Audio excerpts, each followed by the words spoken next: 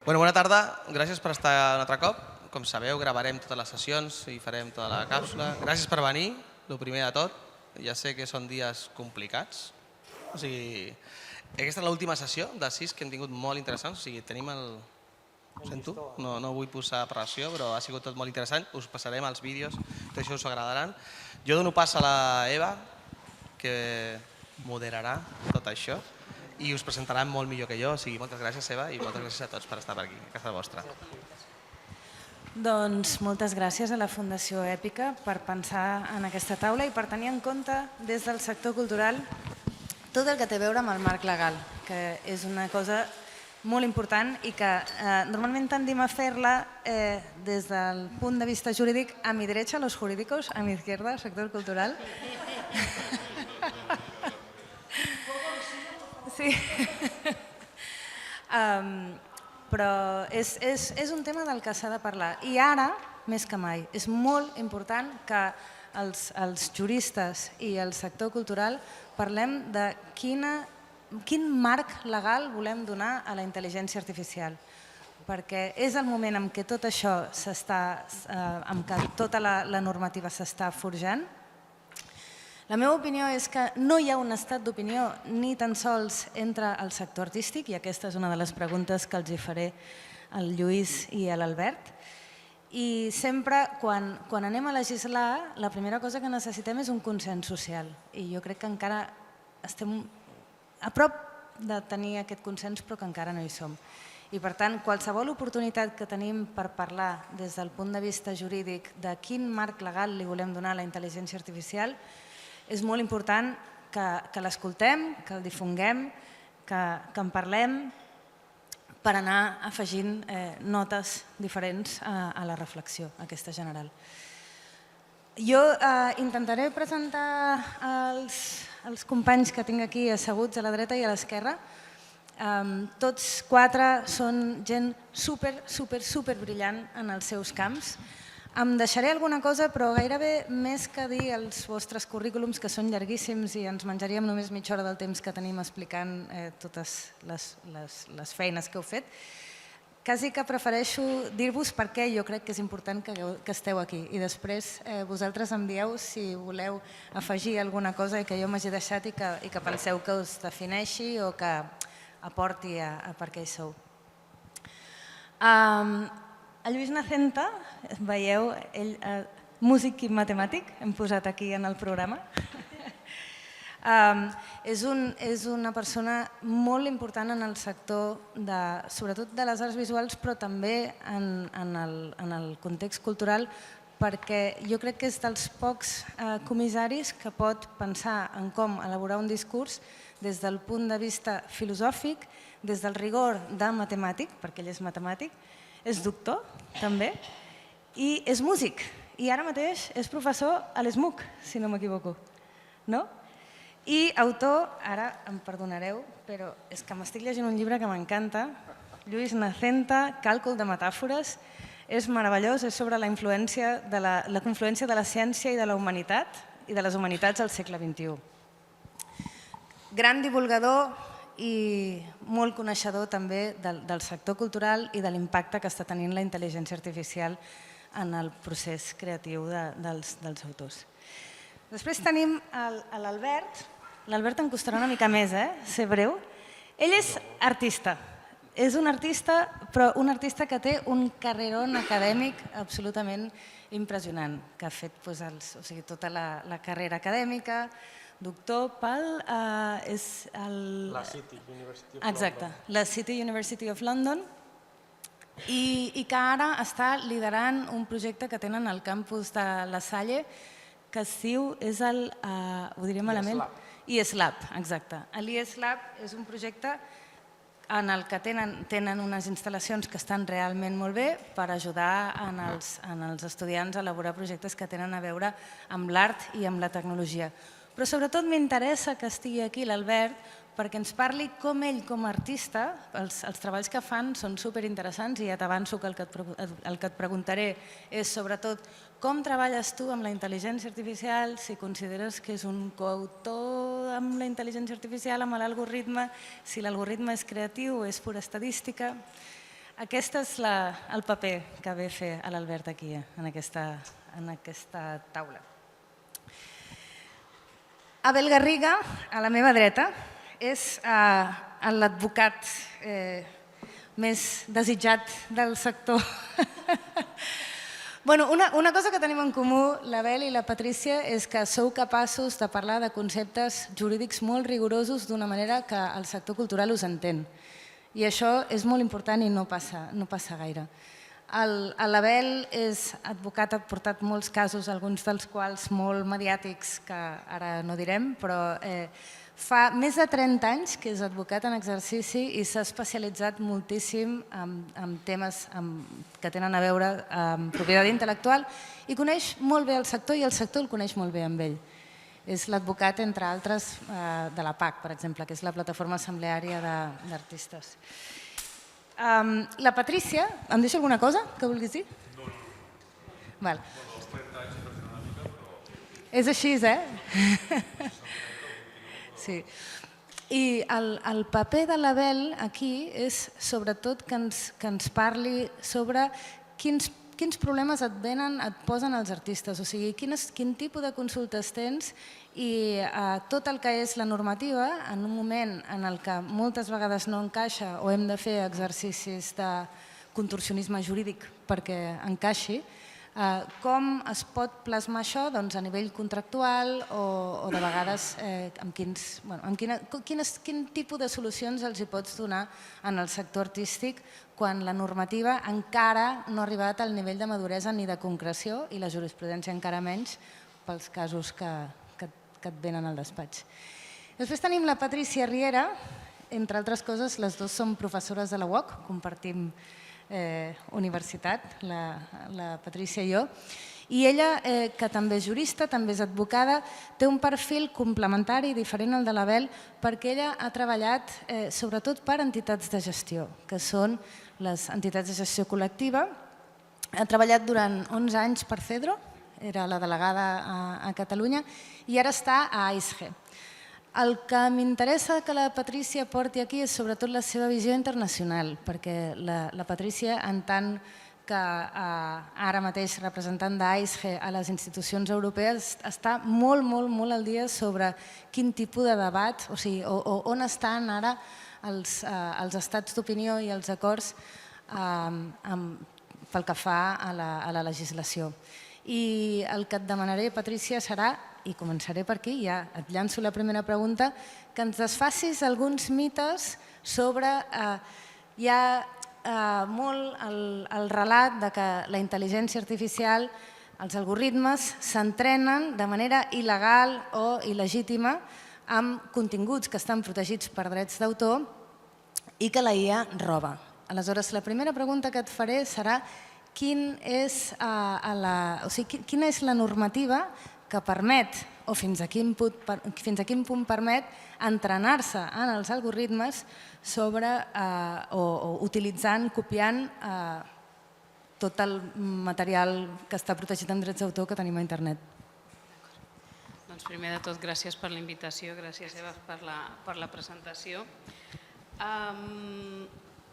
Jo diria que penseu una cosa, jo tinc una visió molt des del punt de vista ara mateix dels actors, del que és l'artista no com a creador, no com a autor, sinó de l'artista com a intèrpret, i no és una visió molt optimista ni molt alegre de com està la regulació. Llavors, la meva primera frase és: jo crec que la nostra desgràcia va començar el 2019 i no ho sabíem. El 2019 es va aprovar una directiva europea, que el títol és de Directiva sobre derechos de autor y derechos afines en el mercado único digital. Se suposava que anava a ser l'últim intent de la Unió Europea de fer la gran directiva sobre drets d'autor. I era una directiva que intentava donar resposta en aquell moment als problemes que generaven les plataformes de generació de contingut, el YouTube, les plataformes de streaming, etc. Us ho ubico una mica en què s'estava pensant en aquell moment. Doncs bé, en el 2019 en aquesta directiva apareix un límit. Un límit és una situació que la llei defineix, en aquest cas la legislació europea, i que diu que els continguts estan protegits per drets d'autor, però en determinades circumstàncies es poden fer servir sense autorització dels titulars. I aquest límit era el de mineria de textos i dades. Textos i dades, d'acord? No imatges, no fonogrames, textos i dades. Us vaig a llegir la definició que fa la directiva de mineria de textos i dades, que de fet és el que sempre s'ha entès per mineria de textos i dades. Dice, toda técnica analítica automatizada destinada a analizar textos y datos en formato digital a fin de generar información que incluye, sin carácter exhaustivo, pautas, tendencias o correlaciones.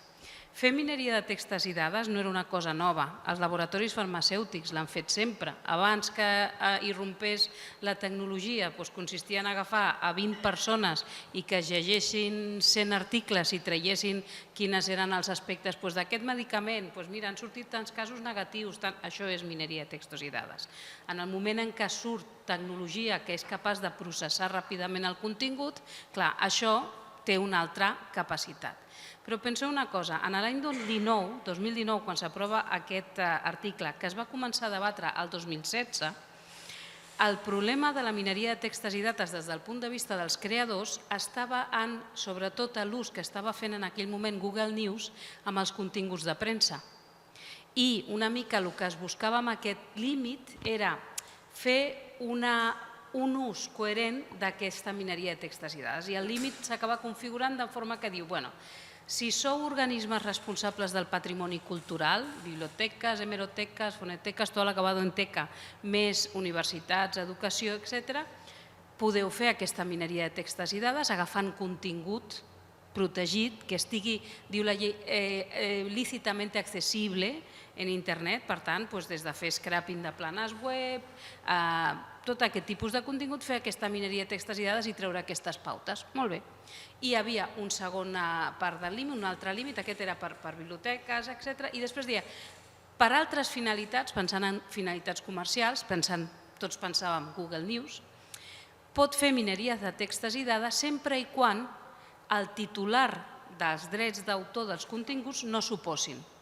De forma que pensàvem, els diaris que posin a la seva plana web no autorizo l'ús del meu contingut per mineria de textos i dades i ja està, solucionat.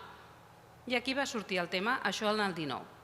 En el 22, en el 2022, comencem a sentir les primeres notícies sobre el ChatGPT. Us en recordeu? I clar, tots pensem, que bé, esto que bien funciona. Ostres, una cosa que li preguntes, et respons. I això què està fent servir per aprendre?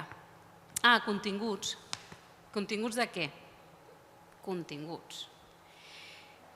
Comencem a indagar i ens adonem que efectivament aquests programes estan fent servir continguts protegits. Però la sorpresa no és que Google faci servir continguts protegits per alimentar el ChatGPT. Qui diu el Google, diu Apple, diu totes les tecnològiques, diu Microsoft. La sorpresa ve quan la Unió Europea, la Comissió, diu sí que ho pot fer, mineria de textos i dades. I resulta que un límit que es debat en un moment en el qual ningú parlava d'intel·ligència artificial, que descriu una forma d'explotar informació en la qual ningú estava pensant en la intel·ligència artificial, es converteix en l'excusa per alimentar aquests sistemes d'intel·ligència artificial sense demanar autorització dels titulars. Abans li comentava amb ell, us acordeu, potser us recordeu el projecte del Google Book Search? És del 2003, 2001, 2003. Google va començar a digitalitzar llibres de biblioteques públiques amb punta pala i quan li demanàvem el per què deien no, perquè volem promoure l'accés a la cultura, la importància de l'accés a la informació. Estava entrenant ChatGPT i no ho sabíem. Jo vaig trigar 20 anys en entendre què era el que estaven fent. Quin problema tenim ara i per què us explico tot això? Bàsicament perquè des d'un punt de vista regulatori la Unió Europea jo crec que s'ha trobat davant allò entre l'espada i la paret de què fer amb tot aquest procés innovatiu. Evidentment, la innovació, ja sabem que la tecnologia sempre va per davant de la llei, entenem que la innovació és important, entenem que hi ha una carrera per la innovació de la intel·ligència artificial on Europa té un problema davant, sobretot d'Estats Units, perquè tots aquests programes és de companyies amb seu nord-americana, I la meva interpretació és que la Unió Europea no ha volgut permetre que la protecció dels drets d'autors i dels artistes es convertís en un parany per a aquest desenvolupament. I ens ha ficat com a calçador aquesta idea de que la mineria de textos i dades serveix per entrenar com a excusa perquè aquests programes puguin entrenar, aquestes empreses puguin entrenar els seus programes sense demanar cap tipus d'autorització. Ara comencen a haver-hi alguns informes, portem 3 anys queixant-nos de tot això, ara comencen a haver-hi ja informes de la pròpia comissió reconeixent que potser la solució no és del tot bona, que potser el límit no compleix tots els requisits, que potser, però clar, en l'interín el neguit que tenen molts creadors és dir, s'està fent servir el nostre contingut, ningú ens està demanant permís i a sobre, i aquí és on ve la segona part, que és la problemàtica realment, quan parlem d'intel·ligència artificial moltes vegades estem parlant de sistemes que permeten generar continguts que en molts casos substitueixen els continguts que poden generar els creadors. No estic dient, i això crec que és important i també ho veurem en les properes intervencions, en cap cas que tinguem o que hi hagi creadors que estiguin en contra de la intel·ligència artificial com a eina. De fet, molts ho poden fer servir com a eina creativa. El problema és quan aquesta intel·ligència artificial està generant substituts o continguts que substitueixen l'activitat d'aquests creadors. I us poso potser l'exemple que més des del punt de vista dels actors que s'està veient molt clar és els actors de doblatge. Els actors de doblatge han estat els primers en donar la veu d'alerta de dir, escolta, és que hi ha programes que després d'haver estat entrenats amb les meves gravacions de la meva veu, ara generen aquest doblatge sense la meva autorització, sense compensar-me, substituint-me. Li comentava abans a l'Eva que fa unes setmanes, o la setmana passada, el president espanyol es va reunir amb el primer ministre alemany, discutien diferents temes. Un era el tema de l'ús dels idiomes, de tots els idiomes de la Unió Europea com a llengua oficial. L'alemany va dir que no, que esto es mucha pasta i ara no ens ho podem permetre, i a renglón seguido afegeix, bueno, però això ho arreglarem amb la intel·ligència artificial. Clar, això vol dir és, vaig a fer-ho amb un preu molt més baix i sense haver de comptar amb creadors, en aquest cas amb traductors. I això és una miqueta el neguit que genera tota la situació. A banda del tema, us deia, el problema comença el 2019, després amb l'aprovació l'any passat del reglament d'intel·ligència artificial s'acaba de consolidar el problema, perquè aquí el reglament, és veritat que és un reglament que no està pensat per temes de drets d'autor, té algunes idees, però sí que el que consolida és la idea de l'entrenament de sistemes d'intel·ligència artificial es pot fer gràcies a la mineria de textos i dades. Penseu a més una cosa, és un límit aquest que us dic de mineria de textos i dades que és dolent pels creadors o pels artistes perquè fan servir els seus continguts, però també és dolent pels usuaris. La llei diu, en el cas de l'entrenament que es dugui a terme amb finalitats comercials o fora d'aquests organismes responsables del patrimoni cultural, que ho poden fer servir sempre que no s'hagi oposat al titular dels drets. La pregunta és com sabeu vosaltres si s'ha oposat o no? Això crea una incertesa bestial, perquè tu quan fas l'escraping del contingut que trobes en una plana web, tu no saps tots i cada d'aquells continguts si el titular ha exercit l'opt-out o no. Fins i tot pensem en obres més complexes, una obra audiovisual. A l'obra audiovisual nosaltres tenim el productor de l'obra audiovisual, que en principi té cedits els drets per part dels artistes que hi participen, però també dels autors de l'obra, el director, el guionista, autors d'obres prèvies que hi puguin haver. Però clar, la cessió que li han fet al productor és per uns usos específics, no perquè aquest pugui autoritzar després a un tercer a fer aquesta mineria de textos i dades. Vull dir que al final la solució ara mateix legal que hi ha sobre la taula és dolenta tant per un costat com per un altre. Genera incertesa pels usuaris que ho volen fer bé i genera descontent per part dels titulars de drets perquè veuen que no tenen forma de reclamar o de veure compensat l'explotació de la seva obra.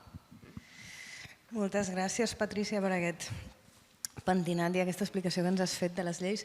Jo insisteixo molt en una idea que fa temps que la tinc al cap i és que penso que cada cop serà més difícil protegir les obres dels artistes i hem de començar a pensar en no protegir les obres que han de complir uns requisits per ser protegibles per la llei de propietat intel·lectual, sinó protegir els artistes, els creadors, que és una cosa que la llei de propietat intel·lectual no defineix enlloc. La llei de propietat intel·lectual no defineix què és un creador. O sigui, diu, l'obra, que és el que protegirem, ha de tenir aquests requisits. Ha de ser original, artística, científica, literària, estar plasmada en un suport tangible i tenir un autor que ha de ser una persona humana, excepte quan ens interessi que no ho sigui, que la llei també ja fa algunes excepcions. Passo a l'Abel. Abel, a veure... Davant d'aquest escenari jurídic que ens ha explicat la Patrícia, quan tens un artista que et ve i et planteja la qüestió de... No sé si t'ha passat o si més aviat tens l'altre tipus de situacions, però un artista que et ve al despatx i et diu em sembla que aquest output que està sortint d'aquest algoritme està entrenat amb les meves dades, què fas? O sigui, quines són les solucions que li dones? I després, a l'altre costat també, o sigui, si hi ha un artista que et diu escolta, jo vull fer servir aquestes eines perquè per mi són fonamentals per la meva creació artística i no vull que després d'haver invertit la meva feina, hores, talent, em vingui algú i em digui no podies fer servir aquestes dades perquè no estan protegides. Com ho solucionem això quan anem a l'advocat?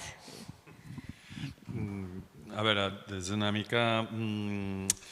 L'advocat és una eina molt limitada, sobretot quan no hi ha un marc legal definit. Al final, diguéssim que el dret no és més que una manera de solucionar civilitzadament conflictes que abans, en un moment anterior, es resolien per la força. Jo crec que ara mateix estem en un context on les coses s'estan resolent per la força. Dit finament vol dir que hi ha simplement uns agents que tenen una tecnologia nova molt poderosa enfront d'un statu quo i a partir d'aquí la feina de les tecnològiques és bàsicament una política de fets consumats per arribar en un moment de negociació i on s'hagi de ja elaborar una norma amb una posició molt ben assentada i amb uns fets consumats ja en un terreny molt més guanyat. Ara mateix estem aquí, ara m'està llegint l'Andrés Guadamuz, que realment és un tio molt... té un blog que es diu Tecnollama, reflexiona d'una forma molt rigorosa però molt divulgativa també sobre aquestes qüestions i bàsicament feia un repàs ràpid, potser perquè ja també té una edat, però és que és així, ja ho hem vist, ho vam veure als 2000 amb la irrupció d'internet i això a què feia referència la Patrícia. Vam trigar 20 anys a veure de què anava realment la pel·lícula i aquí un petit excurs i passo jo quan vaig començar la meva carrera realment, diguéssim, ja vaig començar a perfilar, era amb tot el tema del copyleft i de les batalles del copyleft. No sé si aquí per edat algú ho podrà recordar, però i en aquell moment és que era exactament el mateix, és a dir, apareix un nou actor amb una tecnologia molt poderosa que no té cap mena, que no està regulada perquè la norma ve després i aleshores hi ha un moment de gran sacsejament i finalment hi ha un equilibri. De fet, l'Andrés Guadamuz, aquesta idea és seva, però la porto aquí perquè realment era bona, diu, per exemple, els pirates del peer-to-peer van desaparèixer tots van perdre les seves batalles, però l'streaming es va quedar. És a dir, la tecnologia, a mi aquesta cosa dels fets consumats sempre em fa una mica de por i són discursos, però és veritat, és una tecnologia que estarà aquí i per tant està aquí. Al final acabarem arribant a un equilibri. A quin? No ho sé, però exactament que no serà una reproducció 1-1 del que teníem abans, perquè les tecnologies, jo crec que al final les tecnologies i això històricament ha sigut així, cada avenç tecnològic que hagi sigut realment interessant o que hagi tingut, no sé, el telefax s'ha quedat allà arraconat, però cada avenç tecnològic que tingui realment una vinculació i connecti amb el seu temps es quedarà. Això és així. I a partir d'aquí es farà una regulació que intenti equilibrar la balança dels diferents interessats. Baixant aquí als interessats, primera qüestió que em deies dels creadors, a veure, un dia un amic i director de teatre em diu, fa molt temps, també en el moment dels temes del copyleft, diu no, perquè la LPI és el dret laboral dels artistes. Dic, pobres artistes, estan pringadíssims aleshores, perquè el dret de la propietat intel·lectual funciona bàsicament, com funciona tot, però és molt clar aquí, funciona sobre la base d'una retribució proporcional al guany que provoca, al guany que comporti una obra. I tal com està muntat aquest món, doncs són uns dibuixos d'unes piràmides molt injustes, però molt desequilibrades. El percentil més superior s'emporta la gran part del mercat i la resta de creadors. Per tant, i en canvi, el dret laboral el que fa és igualar les condicions i donar una normativa. Per tant, la LPI no és el dret laboral. I què vull dir amb això també? Que amb la LPI no és l'eina principal per equilibrar i millorar les condicions dels artistes, que passen per molts altres inputs, és a dir, condicions materials pròpies de producció de l'artista. La LPI també, per suposat, i ojo que no vull tirar pedres contra la meva taulada perquè part de la meva facturació del meu despatx ve de propietat intel·lectual, però si estem en aquests moments de debat, doncs ojo, és a dir, és molt important, però no és ni molt menys la peça única per assegurar una condició mínimament digna en els creadors. I dit això, quan venen els creadors, clar, tu em preguntaves per l'output. L'output ara mateix no genera... Ojo, evidentment un output que sigui una còpia en el sentit tradicional, doncs això és igual que hagi sigut fet amb intel·ligència artificial o manualment. Una còpia és una còpia i, per tant, és una infracció i s'activen els mecanismes que ja hi ha previstos. A l'output amb les dades, i dir aquestes dades, aquí entrem en terrenys molt pantanosos. Un és realment, o sigui, les dades no acaben donant, no fan una còpia de l'obra. Les dades es fan servir per generar, en aquella cosa, com li diuen, en aquell espai latent, una cosa que surt que sí, ha begut, però no és exactament, si està ben fets, però hi ha moments... Però, i una altra cosa també que és molt interessant, i aquí sí que és l'estil. És que, ostres, això és del meu estil. Ja, però és que l'estil, ostres, l'estil no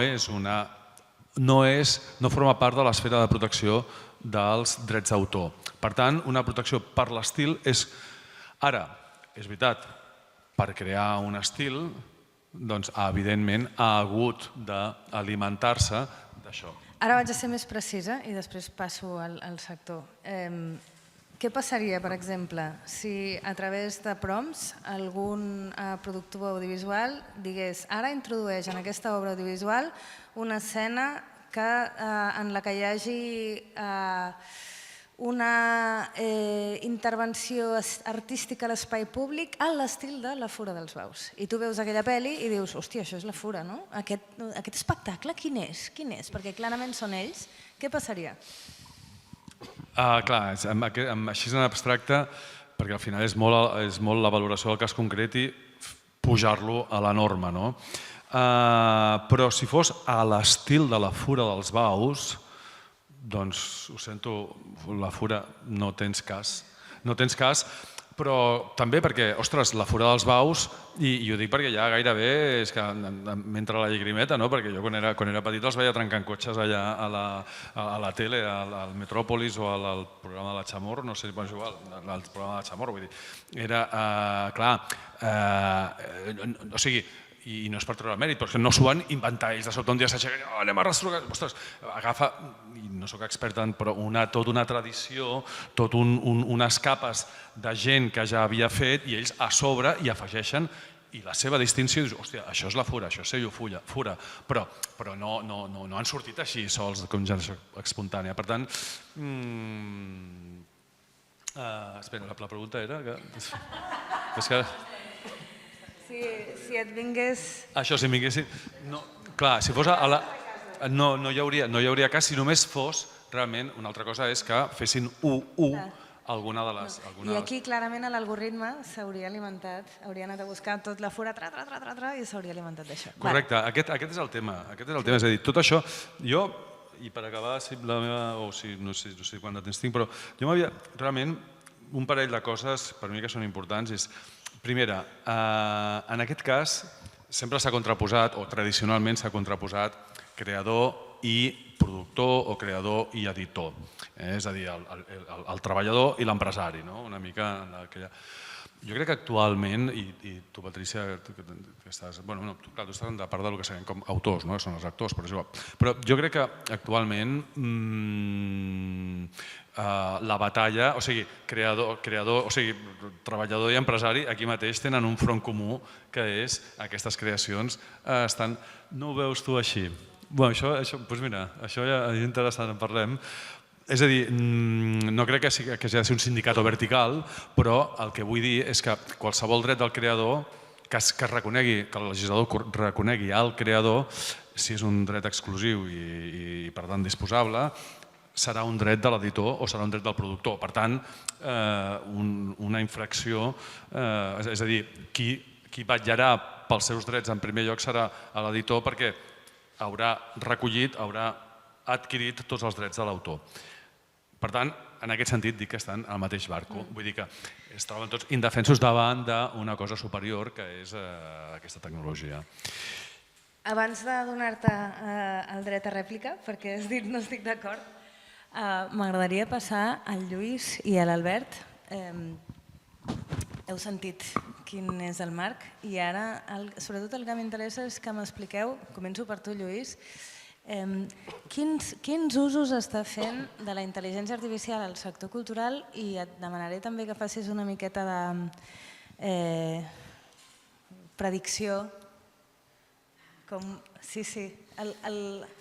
Lluís, entre altres coses, va ser el comissari de l'exposició d'intel·ligència artificial del CCCB, que abans volia dir, que és una exposició que era meravellosa, o sigui, absolutament rigorosa i que no s'acabava mai si volies anar investigant la quantitat d'informació que tenia. I jo crec que tu estàs en disposició, no et demano que siguis un oracle, però que ens expliquis quin ús estan fent el sector cultural de la intel·ligència artificial i com preveus que això, per on creus que anirà?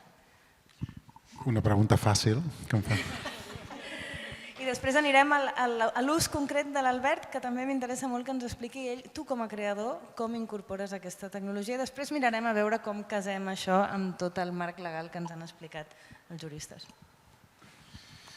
Molt bé, faré el que pugui. Què tal, com esteu? Un plaer ser aquí. Abans de dir res, et faré em venjaré de la teva presentació tan amable i diré que la Eva Sòria és una persona que dignifica l'administració pública. I això és una cosa que vull dir en públic. És a dir, és una persona que tots tenim una imatge de l'administració pública que és la que és, tots molt bona, però quan pots parlar amb la Eva Sòria és una persona que dignifica aquest ens. Ara em sento més còmode, agraeixo moltíssim la teva presentació tan amable, però també hem d'acceptar que és una presentació que fem entre amics i que jo també et vull agrair reciprocant d'aquesta manera. Anem a la pregunta tan fàcil que fas. Jo crec que la primera cosa que jo veig quan estàs amb el detall de treballar amb artistes que realment treballen de manera creativa en VIA, i després faré un comentari sobre els que hi treballen de manera no creativa, el primer que hi veig és que no hi ha alarma. No hi ha alarma, ni molt menys, ni indignació, sinó que hi ha molta curiositat, perquè els artistes són persones especialment entrenades, valgui la paraula, per fer sentit d'espais i llocs desconcertants. Això és el primer que s'ha de dir. I l'altra cosa també molt important és que quan els artistes s'hi posen, te n'adones que la història de l'art ja els dona una certa tradició i unes eines molt importants per treballar ara amb intel·ligència artificial. És a dir, tu has mencionat tota l'era del copyleft, que bàsicament era una era de reivindicació sistemàtica de l'obra derivada, que també tenia a veure amb ressignificar totalment la idea de peça original, en el que l'original no estava, ja no depenia d'una noció de l'origen, d'allò que ve, diríem, de l'interior o del no-res, sinó que l'original consistia en una contribució valuosa o rellevant en una cadena que ve de lluny i va lluny. Te n'adones, és a dir, que hi ha una tradició que els artistes que treballen creativament amb intel·ligència artificial no treballen en el no-res, sinó que s'aprofiten d'eines que en la història del segle XX i inclús en la història prèvia han permès arribar fins avui amb una certa experiència. L'experiència de l'obra derivada, l'experiència de canviar la noció de l'originalitat, l'experiència de canviar la noció de l'autor. És a dir, des de la fotografia, des del cinema, ja estem preparats per acceptar que l'autor no és només el configurador, el que ha fet amb les seves mans en un sentit molt literal. Vivim en una cultura en la que estem preparats per acceptar que el fotògraf és autor de la fotografia. Ara hem de fer la següent passa. L'altre dia, en el context de la Setmana Llibre en Català, va ser el privilegi de poder parlar amb el Joan Fontcoberta, i ell és una de les persones que explica més bé el següent pas, que és dir, molt bé, vam aprendre que un fotògraf era autor de la imatge, malgrat que bàsicament estava interposant una tecnologia davant de la llum, però no era menys autor que el pintor. Ara hem d'aprendre que l'artista pot ser autor d'una imatge que s'ha generat a base d'una anàlisi de les regularitats de bancs d'imatges immensos, que no és exagerat dir, s'ha generat a partir d'un estudi automatitzat de la cultura, i a partir d'aquí, i és molt interessant com ell ho diu, jo ara seré autor d'aquesta imatge i no passarà res, i seré autor de la mateixa manera que en un moment vam haver de reivindicar que el fotògraf era autor de la... Aleshores, jo el primer que vull dir és això, és a dir, menys pànic, més feina, tothom tranquil, els artistes són molt bons a fer sentit de les situacions inesperades i inexplorades, i ja han començat una feina que és molt bonica i que no tinc ni idea, és a dir, aquesta pregunta sí que no la puc respondre, no tinc ni idea de quin fruit donarà, però és aquesta feina meravellosa de construir llenguatges artístics que, com la llei, venen després dels desenvolupaments tecnològics. És a dir, el cas del cinema és claríssim. El cinema, en el seu origen, no era un art, era una tecnologia. Avui és un art. I ningú dubta que el cinema és un art. Però quan els germans Lumière van inventar-lo, no era un art. Aleshores, artistes com l'Albert estan fent una feina que es pot viure en un moment més interessant que aquest. És meravellós. És a dir, ara vivim en un moment en el que teniu una responsabilitat senzilla, fàcil, cap problema, que és crear un llenguatge nou. Crear un llenguatge nou per una tecnologia que evidentment no s'ha creat per l'art. Aquesta és tota la part bona. La part negativa, que també hi és, evidentment, està en els usos precaritzadors de la IA, que hi són, i és meravellós el tabú que hi ha amb això, perquè són unànimes.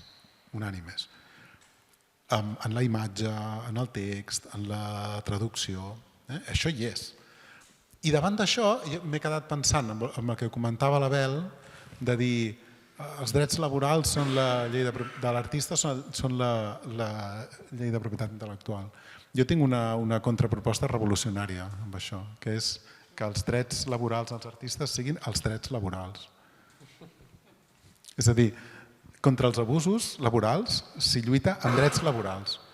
I s'ha vist que, per exemple, quan els guionistes de Hollywood van a la vaga, doncs estan reivindicant els drets laborals, i ja està. És a dir, l'únic truc està en no creure'ns la trampa que fa dels treballadors culturals i dels treballadors artístics un cas a part. I evidentment que són diferents en moltes coses, però segur que en el mercat laboral hi ha moltes especificitats diferents. Fins aquí la meva idea, que sé que no és nova, però que volia posar sobre la taula. Caram, gràcies. Gràcies a vosaltres. Per cert, exdirector de l'Hangar, també, en Lluís. Sí, ja deia hem jo, fet he moltes començat coses. dient em deixaré moltes coses. Albert, et toca. No, tremendament alineat amb els comentaris i reflexions de Lluís i per intentar unir, diguem, la narrativa t'agafo la construcció de llenguatges o de nous llenguatges. Justament aquesta ha sigut la meva obsessió els últims 10 anys.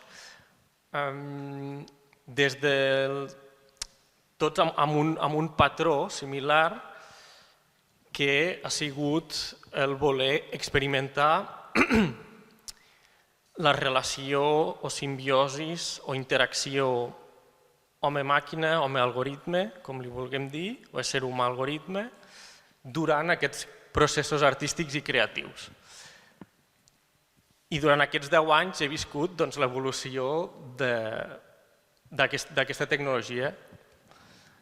El primer gran projecte 2016, ens remuntem al 2016, primers moments on els outputs a nivell visual comencen a tenir significància. És el moment pels més nerds de les GANs, que li diem, Generative Adversarial Networks, punt tremendament clau a la història de la tecnologia en quant a producció visual. I en aquell moment ja intentar això, projectes que buscaven quina era aquesta relació, aquesta co-creació, co-curació d'un projecte artístic entre ésser humà i algoritmes. I aquí ja començant a fer activisme amb tots els percals i discussions que hem viscut aquests 10 anys, que en aquell moment, que hi continuen sent, però en aquell moment ja eren com molt visionaris de alerta amb les bases de dades que utilitzem per fer els aprenentatges, perquè són una rèplica de tots els biaixos que tenim a nivell social i cultural. M'explico. El projecte, per exemple, del que estic parlant, que es deia My Artificial Muse, simplificant molt l'objectiu, era ser capaços de crear una imatge amb un cos humà, natural. Ara, això em sembla qualsevol tonteria, estic parlant del 2016, això era el més pioner possible. Bases de dades a les que vam accedir? Pornografia. Quina és la base de dades més accessible amb cossos nus per tal que un algoritme sigui capaç d'entendre l'estructura a nivell visual d'un cos humà? Resultats. És el que té ser pioner. Resultats. Una quantitat d'outputs de cossos nus, blancs, femenins. O sigui, la idea prototípica de cos humà per aquell protoalgoritme era això, repeteixo, un cos femení, nu i de pell blanca. Això va començar tot l'activisme sobre els diferents discursos que hem anat generant. Durant aquests 10 anys, des de projectes d'aquest tipus fins, per ficar l'altre extrem o el que ens queda més a prop, 2025, el projecte que vam presentar al Sonar, que es diu Synapticon, que ja és altra vegada una que sembla molt pioner, però que obre el debat de drets neuronals. Ja més enllà de drets artistes, ja em dono per perdudíssim. No, però enteneu-me, drets neuronals, perquè l'objectiu era ser capaç de sortir a l'escenari amb un brain-computer interface, interfície cervell-ordinador, i ser capaç de disparar tot el xou audiovisual que passava a través del pensament. Tremendament arriscat, com la majoria de projectes que m'agraden i m'entusiasmen, molt treball al darrere, moltes hores d'aprenentatge amb el casc de l'encefalografia en condicions de laboratori, etc. Però molt interessant el fet de ser capaç de crear sistemes creatius en format de tipus loop. I aviam si em sé expressar bé. És a dir, jo estic intentant crear a temps real, a través del meu pensament, però a la mateixa vegada estic immers en un entorn on tot el que escolto i veig és aquesta producció artificial i, per tant, té una influència tremendament directa als pensaments que estic tenint. Per tant, aquí ja queda molt desdibuixat les autories que nosaltres que parlem aquí, és fins a quin punt és una autoria d'un individu o de l'altre, però si us soc sincer, després de 10 anys estar imbuït, immers en aquests processos tan simbiòtics i tenint en compte que hi ha un esbiaix personal aquí antropomòrfic, com es diu en català, antropomorfitzar aquests algoritmes,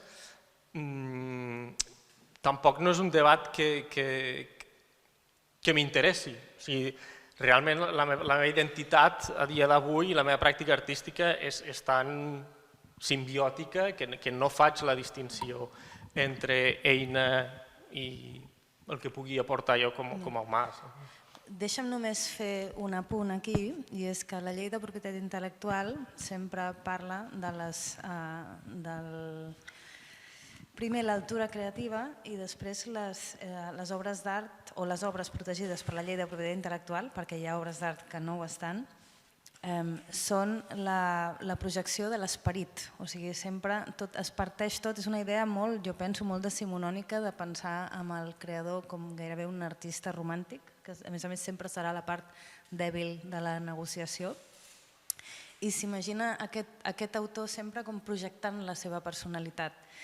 I jo el que volia posar aquí sobre la taula és que aquesta pretensió que té el dret cada cop s'ajusta menys al que jo estic veient que és la deriva de la creació contemporània. O sigui, tu acabes de dir, bueno, si jo soc l'autor o no, una mica... Bueno, assumeixo que no hi ha una única entitat per entendre'ns, sinó que el concepte justament d'entitat sigui més o menys exòtica és molt flexible, és molt mal·leable i depèn tremendament del context del projecte, però que estic tremendament obert a acceptar i assumir que la meva identitat no està tan imbuïda, no és tan corpòria, sinó que està realment extesa. O sigui, el concepte que semblava com més filosòfic, potser després de 10 anys estar tan obsessionat o estar tan immers en aquests tipus de processos, en realitat la sensació subjectiva, l'experiència subjectiva, sí que és de cognició totalment extesa. Només per als que no van ser al Sonar per veure aquest projecte, és a dir, quan tu arribes a la teva instal·lació tens un casc que et poses i aleshores tu amb els pensaments projectes unes imatges, no? Què seria aquí l'obra? Si hi ha alguna obra protegible serien les imatges creades, però clar, l'expressió de la idea seria això. Ara mateix amb el sistema actual que tenim, la llei no protegeix les idees, afortunadament protegeix l'expressió i la definició de com ha de ser aquesta expressió a la nostra llei de propietat intel·lectual és prou àmplia com per acceptar qualsevol format. De fet, diu allò de conocido o por conocer, o sigui que... I m'ha fet gràcia el que dius perquè jo a vegades a classe, quan els comento que aquesta definició que és del 87 continua sent vàlida fins i tot després de la irrupció del tema digital i tal, i sempre dic, i si per exemple un dia algú troba la forma de que la seva imatge es representi a l'aire, també estarà protegida. Veig que ja l'has trobat i veig que està protegida. El que la llei protegeix és l'expressió. Alguns comentaris del que comentava, per exemple, el de l'estil. Efectivament, l'estil no està protegit. No es pot protegir de la mateixa manera que no es pot protegir una idea, perquè un estil és una forma de fer que veu de moltes altres coses o pot ser totalment novedós, però l'estil com a tal no és l'obra. L'obra està imbuïda d'aquell estil. Ara bé, ara mateix hi ha dos casos judicials, un Getty Image i l'altre el Washington Street Journal. Aquests programes d'intel·ligència artificial sí que copien, i el cas del Getty Image es veu molt clar. El Getty Image ha demandat a un programa, al desenvolupador d'un programa, que el que genera són imatges, il·lustracions, a través dels prompts que li demana l'usuari. Què passa? Que el sistema d'intel·ligència artificial es va menjar tota la base de dades de la Getty Image, i les imatges de la Getty Image sempre aporten una marca d'aigua. Com aquests programes són intel·ligència d'aquella manera, vull dir, perquè jo crec que li hem posat un nom molt rimbombanti i això també és el que es despista. El tio que ha fet el programa dius, hòstia, totes les imatges sempre porten la marca d'aigua, doncs jo qualsevol imatge que generi això ho ha d'aportar perquè és part del patró. I a partir d'aquí és quan Getty Image ha pogut demostrar, dir, aquest senyor m'ha copiat això sense la meva autorització. El Wall Street Journal ha passat el mateix, és a dir, aquí ja sí que em sembla que hi ha sentència que el que ha decidit el jutge és vostè no està fent articles a l'estil del Wall Street Journal, vostè està fent copy-paste de passatges de notícies. Per tant, aquest és el primer problema i aquí entrem dintre el problema de transparència. O sigui, pels creadors, un dels motius de frustració que aquesta tecnologia genera, com sempre ha generat tots els avanços tecnològics, és la manca d'informació respecte d'exactament què estàs fent. Aquest és un tema. El tema de... Estic d'acord quan comentaves que no hi ha pànic o no hi ha pànic per part dels artistes respecte a la intel·ligència artificial. Jo entenc que hi ha artistes que entenen la intel·ligència artificial és una eina més creativa. Però no és cert tampoc, jo sí que diria que depèn molt del sector creatiu. És a dir, traductors, il·lustradors, actors de doblatge, són sectors que s'estan veient. Els guionistes de Hollywood, quan fan la vaga, la fan perquè el que no volen és que els productors facin servir guions generats per intel·ligència artificial i substituir-me a mi. Aquest és el tema. Aquí és on fa aquesta tecnologia aquest punt disruptiu, que és el que preocupa i el que s'està exigint a nivell regulatori, a veure com podem reforçar la postura de. I el que comentava l'Abel de que productors i artistes al mateix vaixell, sí i no. Per què? Perquè, per exemple, en el sector de l'audiovisual, les grans productores estan agafant i arribant a acords elles amb desenvolupadors d'intel·ligència artificial, sense comptar ni amb l'artista ni amb l'autor. I clar, aquí en el fons la jugada quina és? Tot allò que jo pugui fer amb aquesta tecnologia és feina que m'estalvio o són hores de treball. Llavors, en aquest sentit, i sense, com sempre, o sigui, evidentment, és que quan es parla del sector cultural o del sector creatiu hi ha molta varietat, hi ha moltes circumstàncies diferents, però sí que és veritat que en certs sectors aquesta tecnologia està, per una banda, s'aprofiten del seu... A mi el que més m'emprenya del tema és que no sé com no se n'adonen que estem parlant de gent amb talent. O sigui, a mi quan a vegades m'han comentat allò de bueno, és que els artistes estan com a l'època de la revolució industrial, no? Estan contra la... No, és que aquí no estem parlant de... A mi si una màquina em substitueix d'aquí 10 anys perquè resulta que sap més que jo d'intel·ligència, de copyright, doncs perfecte, buscaré un altre camp de coneixement. Però és que aquí estem parlant de gent que té un do, té un talent, i els estem dient aprenc el teu talent i després et substitueixo. I clar, aquí és on és complicat el debat. Jo començo a intuir que el que la llei pensa que són la pretensió dels artistes, és a dir, de ser protegit contra això, i les pretensions dels artistes comença a anar cada un per la seva banda. No sé si... Les pretensions dels artistes i les... És a dir, ara a la l'Albert ens ha explicat com treballa ell amb la intel·ligència artificial i una mica m'ha donat la sensació, i corregeix-me si m'equivoco, que tot aquest panorama que està explicant molt legítim la Patrícia, bueno, si artistes, sabeu què? Us quedareu sense model de negoci perquè no podreu llicenciar les vostres obres perquè ja no tindran valor, perquè ja no es necessitaran, no? Realment això és una preocupació pel sector artístic? O no? Jo estic en un camp molt nínxol, com dèieu, art tremendament experimental, amb art, ciència i tecnologia, és a dir, projectes com més aviat són de technology transfer que la idea d'artista contemporani.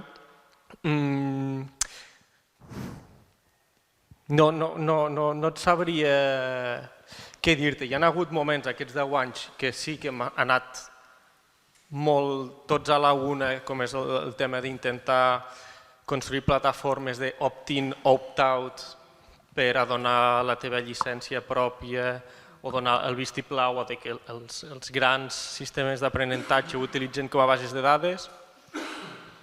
No hem pogut lluitar, evidentment, contra els gegants tecnològics, ho hem donat per perdut i ara mateix tampoc hi veig cap consens en aquest sentit. Aquí tenim persones que potser poden donar la seva opinió també, però... Jo volia... Crec que puc afegir un matís amb això que dius, perquè em sembla que em posa sobre la taula un problema molt real i que efectivament potser he estat massa optimista en la primera intervenció. Sí que és veritat que preocupa els artistes, però quina és l'arrel d'aquest problema? I de nou em sembla que estem preparats per adreçar-lo. És a dir, el problema, el que fa que això sigui un problema greu per als creadors i per les organitzacions, diríem, no és només els creadors, és tot un sistema d'institucions culturals que fan possible el treball dels creadors.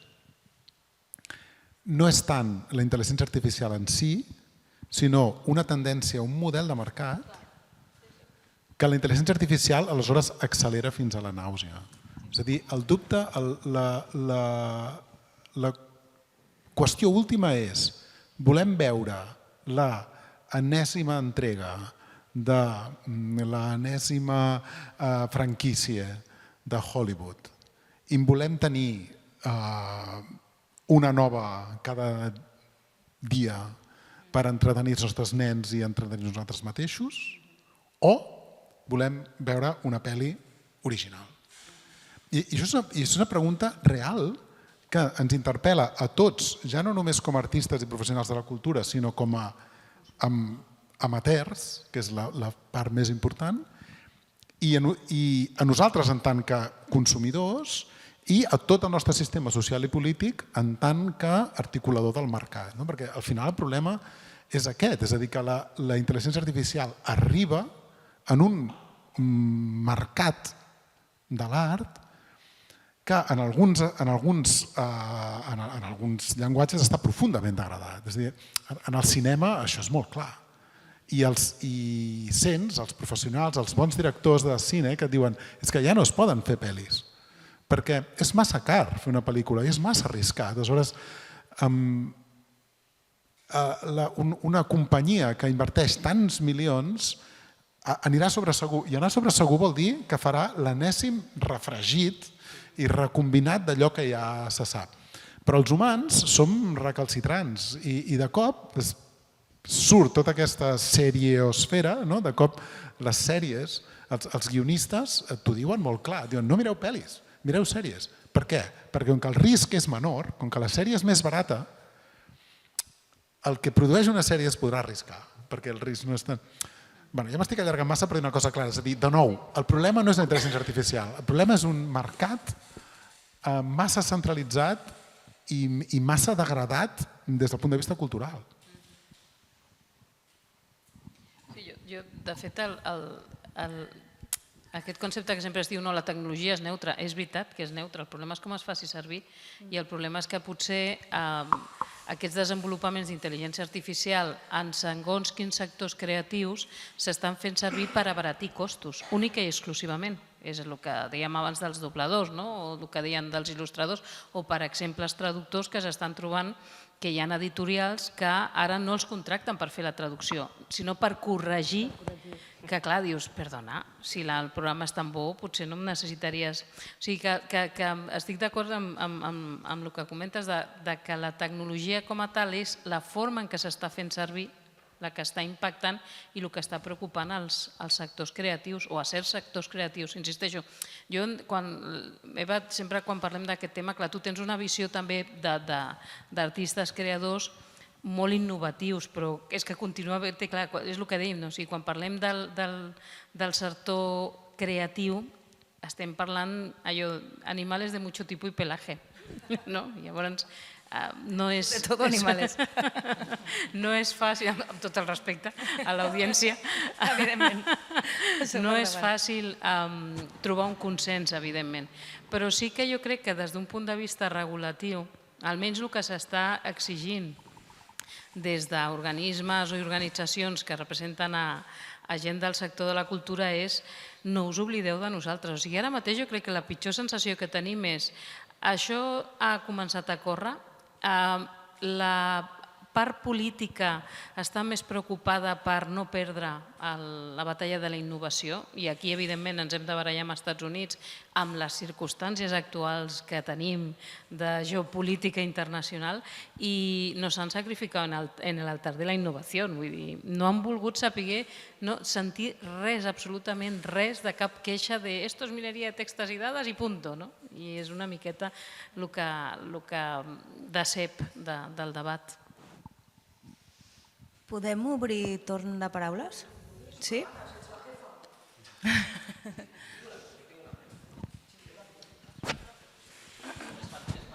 Més que res, ja sé que m'escolteu. Jo tinc... Hay muchos tipos de animales, com dius, i això, clar, em preocupa, i portem, és la 6ª edició, no? Em preocupa una mica... És cert que totes les revolucions sacseixen, no? Hi haurà part del sector que segurament, saps? O sigui, jo crec que quedarà fora, o sigui, ho dic amb tota la pena, vull dir, però que hi ha parts de la cadena de valor, no? Que sempre hi ha alguns que patiran menys, hi ha alguns que patiran poc i d'altres que estaran eliminats i noves oportunitats de sectors, per això els emergents normalment tenen... Diu, jo ja no tenia res a perdre, no? Estic aquí en un format nou. El que sí que és cert és que quan la cultura no s'organitza i no té una clara estratègia, ha passat ja amb d'altres, que ha arribat un de fora, Spotify, que li era completament igual si era cançons o pomes, i et rebenta. I per quan te n'adones, ja el que pots fer és negociar les peanuts amb ell, perquè ja s'ho... En això jo crec que és un bon moment per entendre què patirà i no es pot fer res, no? Perquè hi ha coses al final que també passa, o sigui, hi ha hagut moltes revolucions i s'ha reinventat el sector. Algun traductor es convertirà en un altre, saps? O sigui, vull dir, es generen espais i sectors que...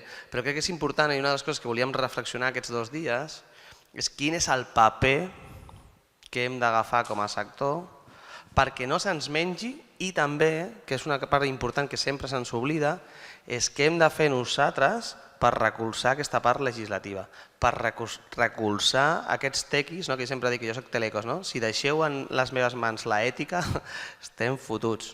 Vull dir, com nosaltres ens posicionem també per recolzar que això, que aquest monstre no vagi perdut, perquè nosaltres vam fer a l'octubre un esdeveniment aquí molt potent en ciència, tecnologia sobretot, i art, estava més liderat per l'altra banda, aquest és més liderat per cultura, que ja ens va haver aquesta dualitat, i el monstre, que parlo en el bon sentit, va reconèixer que està perdut, que és un monstre que va tirant, i que si no sap cap a on, tirarà cap allà, però que està obert a escoltar que potser si cap allà no i és cap allà, bueno, si té raons... Aleshores, jo crec que és important en aquest moment que ens organitzem per ajudar el monstre a dir, escolta, i si anem cap allà? Perquè ara està encara en el moment en què s'ho pot rumiar, saps? Però si arribem tard, l'enganxarem allà i dirà, no, és que jo ja estic allà. Ara el que pots fer, aquí, i ens passarà un Spotify, no? Aquí, ara què vols fer? Però aquí. I no, és que estàvem allà. I doncs veniu, no? Per això és important que reflexionem i per això és molt guai aquestes taules, i les que hem tingut tots aquests dies, gent diferent, però assumint que que hi haurà parts que patiran, hi haurà parts que no, i com, però estem en el de sempre, hay que reinventar a los mineros de Asturias. Sí, però no és aquest rotllo, però no vull arribar en aquest joc que diguem, vale, és que ara ja no hi ha mineros, ara ja què, saps? Puc respondre? Hi ha una cosa, em fas pensar dues coses molt interessants. Una és, hi ha una tendència, de nou, que crec que és hereva del romanticisme i que encara ens afecta i que ara ens juga a la contra, que és l'artista com el desclassat, el bohemi, i crec que el raro, i és molt divertit. Hi ha 1000 expressions de la cultura i de la llengua. Per exemple, a mi em posa molt nerviós el «és que soc de lletres». El «és que soc de lletres»?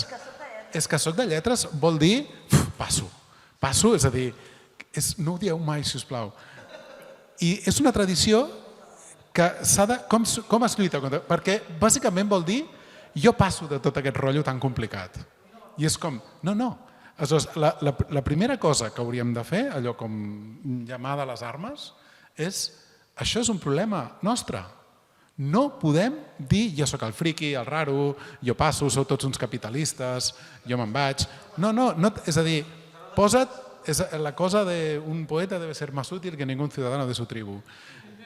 S'ha acabat el romanticisme, s'ha acabat. Per tant, tu com a poeta, com a artista visual, com a traductor, és el teu problema també. I per tant, deixes de fer el raro, et fas adult i et poses a treballar en aquells assumptes socials que t'afecten. Perquè si no és molt fàcil tenir raó. Els enginyers són tots dolents, els polítics són tots un desastre, l'administració pública, excepte l'Eva Sòria, ho fa tot malament, i tu tens tota la raó, però estàs sent un nen petit, estàs sent un immadur. Després, hi ha un matís interessant en totes les tecnologies treuen feines, totes les tecnologies treuen feines. Aleshores, aquí ho hem d'articular amb els drets socials, és a dir, és que treballar no hauria... És a dir, a veure com ho dic això que no soni malament. És a dir, treballar no hauria de ser un dret. El que hauria de ser un dret és viure. És a dir, ens han fet creure que el treball dignifica, etc. No, el que dignifica és viure. Aleshores, s'ha de trobar l'equilibri.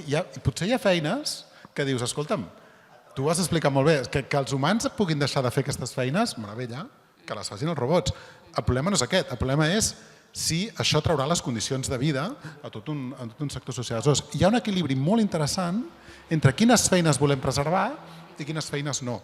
Jo sempre me'n recordo de l'exemple del Cristòfol Colom, que no és el descobridor d'Amèrica, sinó el que va posar en marxa la cooperativa de la Fageda, i quan vaig tenir l'ocasió de parlar amb ell, explicar una cosa molt interessant.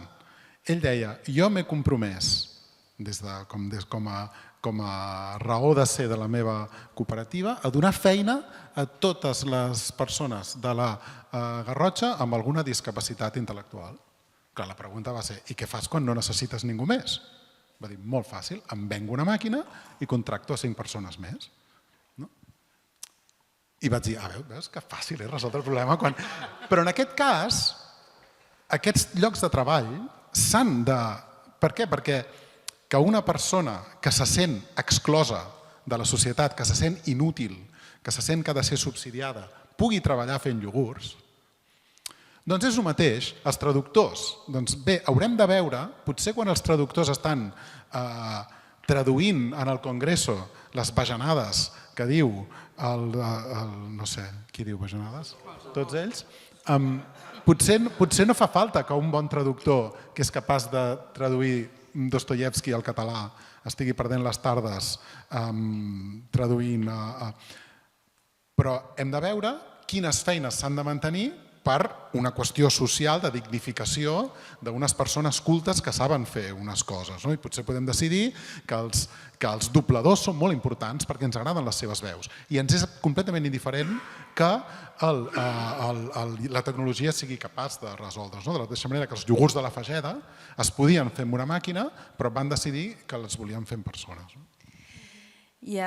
Torno una mica a l'afirmació una mica provocadora que he fet al principi i és que jo cada cop penso que realment el que hem de protegir és l'artista, el creador de continguts i no les seves obres, perquè cada cop hi haurà menys un model de negoci i una necessitat de retribució i un valor de mercat d'aquests creadors d'artistes, però si no ho sé, igual ara soc molt bèstia, però un ingrés mínim vital per la gent que es dedica al món de la creació o alguna cosa així, tu dius que no.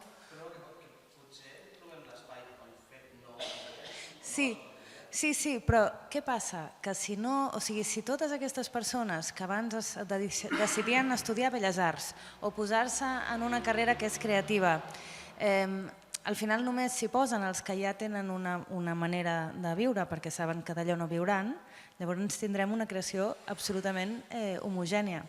Hi ha una de les persones que està negociant l'Estatut de l'Artista, que és la Juana Escudero, que té una expressió molt curiosa, que és la intel·ligència artificial és un batido del pasado, no? És veritat. O sigui, és com si tu barreges pintura, al final et surt aquell color de gos com fuig, no? Sempre et surt el mateix color.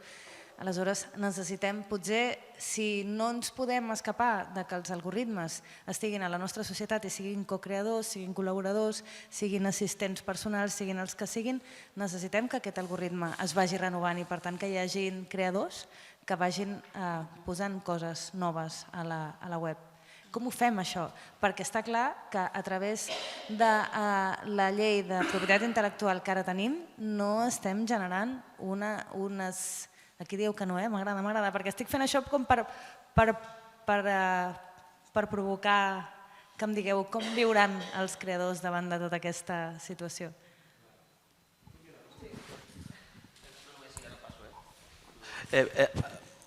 Jo crec que el Photoshop no va eliminar els fotògrafs. O sigui, i és el contrari. Jo crec que jo sempre aquí defenso molt a casa meva la intel·ligència artificial, que és més artificial que intel·ligent i que fa batiburrillos. El sector en menys risc és el creatiu. O sigui, el comptable està fotut, vull dir, el conductor de camió està eliminat. Quan digui eliminat és eliminat i el tràfic anirà millor. O sigui, vull dir, la part creativa és la més difícil de reemplaçar per la màquina. Aleshores, jo el que em fa por és aquesta actitud que de vegades agafem que ara ha arribat el monstre i ara ens deixarem menjar i ja està, sí que ens posarà. I és superarriscat, i des d'aquí de casa nostra ho defensem a saco, que això continuï sense nosaltres és molt arriscat. O sigui, sense valors, aquest Human Centered Design AI d'Europa només es pot fer amb nosaltres. Si no, són 4 friquis que no en saben d'això. Vull dir, no ho faran, però no per mala voluntat ni tan sols, sinó fins i tot per desconeixement. Aleshores, és un sector que es mourà com sempre, que és el que, ho has dit molt bé al principi, és el que està més acostumat a trobar nous forats, noves visions. La gent tindrà més temps perquè treballarà menys i li agradarà encara més gaudir. Això de fer un flat rate per tothom i tothom, això no ens agrada per norma. I això és el que farà la màquina, el mainstream. Està en risc el routing. O sigui, Marvel faran 50 més, tracatant, i estarà bé, però no el cinema cultural o la part creativa. Això no, perquè la màquina no ho sap fer, això. Aleshores, la gent fins i tot tindrà més temps i potser vol tenir... Jo el que dic és que si ens hi posem, farem que el sistema ens deixi forats còmodes. Si no, ens passarà un Spotify, ens deixarà el que quedi i aquí... tot i el nostre valor, seguirem sent marginals. Jo dic, si ara ens posicionem, potser podem trobar nous forats que estarem en un altre lloc. De ben segur. Que fins i tot ell que ja és experimental estarà encara més experimental. Segur que sí, saps? Que és cert, i nosaltres també. però només si ens recolzem amb els que legislen, amb vosaltres que fan polítiques. Podem preservar espais de coneixement, perquè una ciutadania sense cultura és un problema per alguns no, però per d'altres, clar, aleshores, Europa, tenim la sort d'estar a Europa, això és la nostra bandera. Aleshores, aquí potser podem tirar-li perquè cuidin aquests balnearis per a aquestes costes noves. I per sort, i això que tens raó, vull dir, Europa, mentre no canvien les polítiques que estan canviant, o sigui, ara, d'aquí 2 dies, arriben a Barcelona 165 ministres per parlar d'aquests temes, per parlar de com es pot fer servir la cultura com una eina de transformació social. Però clar, quin és el marc legal que farà que això sigui possible? I aquest marc legal l'heu de decidir la gent del sector i us heu de posicionar i heu de fer, és el que tu dius, i heu de fer... Sí.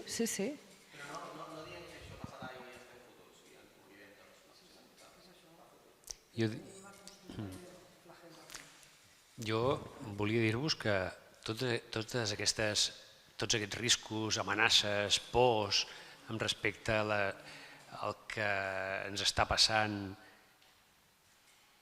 estan basades en una premissa antiga.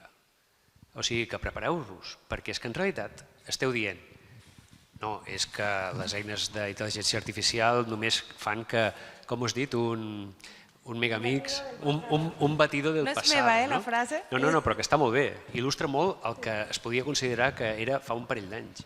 Però és que, de veritat, que fer servir una eina d'intel·ligència artificial per fer producte creatiu, tal com Déu mana, no posar un prompt, oye, créame una letra d'una canció, i fluf, pues mira, està bien o mal, no.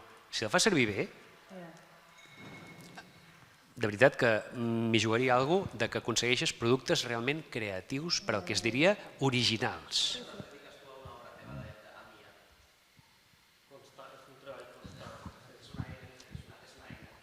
O sigui, és una eina que realment... El problema no és que faci refritos, No, fa obra original avui en dia. I la gràcia és que tu has de saber demanar-li més. Tu hi dius, no et quedis amb això m'està bé per un estudiant de primer. No, dona'm una resposta d'un professional de 10 anys d'experiència i no me'n donis una, dona'm 3 o 4. I llavors tries tu, que tens el criteri per dir, hòstia, perdó, la que funcionarà serà aquesta. Aquesta està bé, però potser és massa arriscada per a dia d'avui. M'ho guardo i ho publico d'aquí un parell d'anys. Però de veritat que ja fan obres originals, diria jo. I en aquest país, perdona, et deixo, i en aquest país tenim artistes com l'Albert, com la Maria Arnal, com l'Alicia Framis, com els Domestic Data Streamers, i en seguiria i en diria 20 més així de carrerilla que han sabut fer exactament això que tu dius. Però merci per fer aquest comentari, perquè just abans de tancar sí que volia ser com una mica provocador i fer-vos la reflexió de que el context, les reflexions i el discurs i la narrativa que hem seguit durant aquesta sessió, fixeu-vos que és pre-AGI. I ja ens posem les mans al cap. Si realment ens volem posicionar i tenir cert impacte, hem de ser bastant més, o assumir molt més riscs, ser més visionaris i realment assumir que en els propers 3-5 anys s'arriba a AGI, Artificial General Intelligence, i amb cercles més petits, més científics, no tant culturals artístics, en realitat el que s'està dedicant la majoria de recursos és fer estudis post-AGI i entre el que hi ha entre AGI i ASI, que és la superintel·ligència. I es fa molt difícil, ni que ja estiguis visquent-ho des de dintre, el voler-se posicionar, perquè és impossible fer prediccions de la mateixa forma que hem estat fent fins ara. Estem parlant d'un framework, d'uns llindars, d'unes nomenclatures que la nostra civilització mai s'hi ha trobat amb el fet d'interactuar amb entitats que superen el que nosaltres entenem com a intel·ligència. Llavors, clar, aquí ja s'obre realment el meló gros. Els algoritmes que li dius apágate i et diu apágate tu, no? Això. Bueno, o sigui, els riscos existencials avui en dia, tot i que pugui sonar com, no sé, rocambolesc, no, amb el cercle realment de les tecnològiques és el dia a dia. Sí, bueno, en el fons és com la bioètica, hi ha moltes coses ara que la biotecnologia pot fer, o sigui, estem en un punt en el que la biotecnologia pot crear un exèrcit d'humans, si no es fa això és perquè hi ha unes lleis que ho prohibeixen, no? I que a més s'apliquen i que s'exerceixen. Doncs ens hem de començar a preguntar quines línies vermelles posaran la normativa. Abel. Sí. Val. Clar, el debat ha anat, és molt llaminer, no? I evidentment la part legal precisament és... Jo aquí estic gairebé més d'oient que no pas de propositiu, perquè realment quan ens parla d'aquests termes i d'aquests nous llindars et quedes allà mirant com darrere del burladero veient com la cursa de braus està fent, però que tu estàs allà perquè no. Però jo, baixant una mica, clar, a mi hi ha una cosa que m'interessava molt, quan em poso crític amb la intel·ligència artificial, perquè tinc un debat, vull dir, és com el jugador d'escacs contra un mateix, no? Vull dir que vas fent...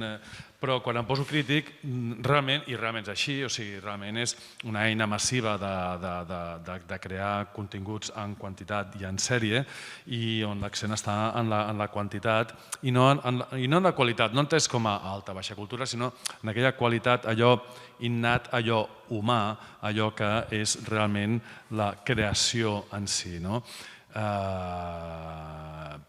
I aleshores, i per tant, sempre hi haurà, jo aspiro o penso que llegir aquest punt més on l'home podrà i la màquina no. Per això potser l'Albert ens ho podria explicar que no serà així més. En tot cas, on estem ara i en línia amb el que deia el Frank, jo bàsicament, ja potser per acabar, no sé com anem de temps, però en tot cas jo veig que hi ha com 4 eixos ara mateix en el que s'hauria de discutir, que és un, els continguts passats i els continguts futurs, o sigui, veure què ha passat, com s'ha de fer servir l'obra, i aquí estaria el tema de la transparència. El tema de la transparència aquí estaria amb el que s'ha fet servir fins ara i com es compensa, i la transparència en l'ús de l'obra futura, perquè també tinc entès, segons m'han explicat, que la intel·ligència artificial necessita anar-se alimentant contínuament, si no crea al·lucinacions o crea que no... Per tant, vull dir, fem tard, però és que el tren està passant contínuament, amb la qual cosa això és un tema important a tenir en compte, i la transparència amb aquestes infraccions que han passat i trobar mecanismes per a les infraccions futures que s'aniran produint. Un altre tema per mi important és el d'opt-in, opt-out. És a dir, donem un permís general i només... Perdó, hi ha un permís general donat per la llei i només si ens manifestem expressament en contra allò es treu per alimentar, o és al revés? Bé, això és un tema que s'ha de discutir. I després hi ha un tema que per mi és molt interessant també, i a la Patrícia li agradarà que jo ho mencioni, que és el tema de gestió individual, gestió col·lectiva. Per mi, claríssimament, és un tema que sobrepassa la gestió individual de cada un dels artistes singulars, com a mínim a nivell d'associacions, i d'aquí a nivell d'entitats de gestió, que són les que realment tenen un cert pes relatiu en aquest món, i per tant, i això també va relacionat en si és un dret exclusiu, és a dir, un dret que hom pot decidir si i com el fa servir, o és un dret de simple remuneració i de gestió col·lectiva obligatòria. De manera que les entitats recapten, tenen suficient entitat, pes específic per poder recaptar a les tecnològiques i a partir d'aquí repartir. Ara aquí la coda seria repartir a tothom, tot el col·lectiu d'artistes, que ja hi és legalment, però realment un esforç en el sentit de tant els que són membres de les entitats com els que no són membres de les entitats. Per aquí seria una... I l'última, perquè això ja seria... Bueno, que és important, però és que seria la quantificació, no? Quant val això, no? Per mi serien aquests 4 punts així que s'haurien de reflexionar per poder plantejar un debat articulat i seriós enfront de les tecnològiques. La Gemma Cortavidarte, gerent de la PIC, l'Associació Professional d'Il·lustradors, ens vol fer algun Perdoneu que m'he comentari. sentit directament interpel·lada i crec que és important que doni el nostre punt de vista com a col·lectiu. Realment des del sector de la il·lustració existeix una preocupació grandiosa per la IA i jo crec que això és absolutament fàcil d'entendre, igual que els traductors, igual que els escriptors, igual que fins i tot alguns publicitaris, perquè ara, avui en dia, el ChatGPT et fa qualsevol missatge per les xarxes socials d'una manera tremenda, és una cosa increïble. Aleshores, és una oportunitat per entrar en nous llenguatges, en noves maneres de fer. Jo també ho veig, jo faig servir el ChatGPT, però també mai em vull oblidar que les persones, per viure, en aquests moments necessitem tenir una retribució econòmica, i això s'està posant en joc. I la intel·ligència artificial encara ho posa més en joc. En el sector de la il·lustració penseu que hi ha molt poca gent que pugui viure única i exclusivament de la professió. Acabem de fer una enquesta i en vam fer una farà uns 7 o 8 anys, ara n'hem fet una altra i això s'ha agreujat moltíssim. Ara acabem de donar-li un premi a la Fina Rifà, fa uns anys, l'any passat li vam donar a la Roser Capdevila i l'altre a la Pilarín Vallès. Aquestes persones han pogut viure de la seva feina de manera digna. Avui en dia ja no es pot viure d'això, perquè cada cop t'estrenyen molt més. És lògic, per tant, que des del sector es vegi amb una absoluta preocupació que et trobis amb una eina que ho fa tot per un públic que desconeixem si serà rigorós, si buscarà un producte de qualitat o què voldrà, perquè sabem també que anem cap a una uniformització d'alguns materials, per tant, és normal. Aleshores, què podem fer davant d'això? Perquè la llei, ja ho hem vist, difícilment ens podrà recolzar, pel que deia la Patrícia al principi. Què passa amb l'obra preexistent abans del 2019? Crec que has dit que s'observava tot el tema de la mineria de dades. Aquesta obra, la que s'ha acumulat abans, com es defèn? Què passa també si tu et trobes amb un producte que et penses que ha copiat el teu, posem per cas, i com això es pot demostrar? O sigui, hi ha una desprotecció total i absolutament increïble. Amb l'Abel comentàvem una vegada, potser hauríem de posar en els contractes una clàusula que digui que ens oposem al tema de la mineria de dades. Però clar, si hem vist que no es pot comprovar, ja no cal que posis aquesta dada.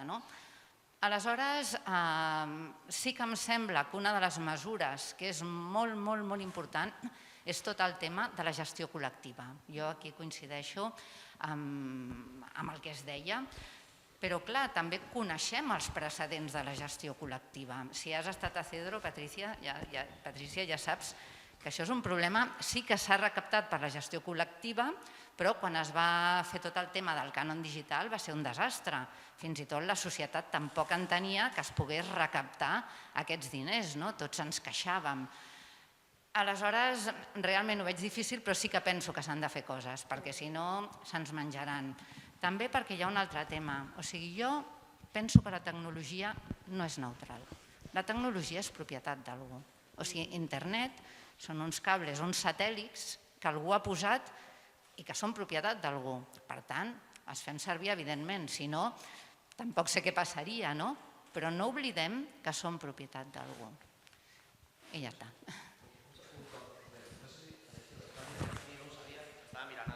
T'estava escoltant, però estava mirant que ha sortit que als Estats Units li han posat 1.500 milions de dòlars a Anthropic per fer servir els llibres.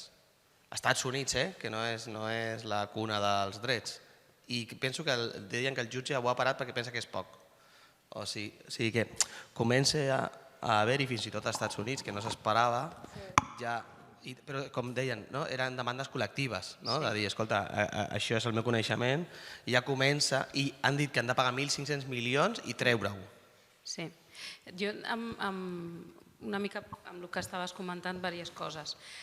Comencen ja a sortir, i de fet hi ha una proposta a nivell europeu de l'europarlamentari alemany Axel Voss, i després hi ha un informe molt interessant que ha fet un professor de la UPF, el Nicola Lucci, que l'ha fet per al comitè jurídic de la Comissió Europea, on ja apunten algunes solucions, per exemple, respecte a l'ús fet d'obra anterior.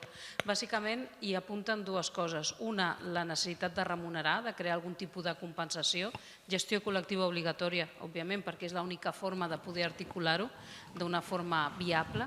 Després també el problema que es troben les artistes de dir com puc provar que m'han fet servir.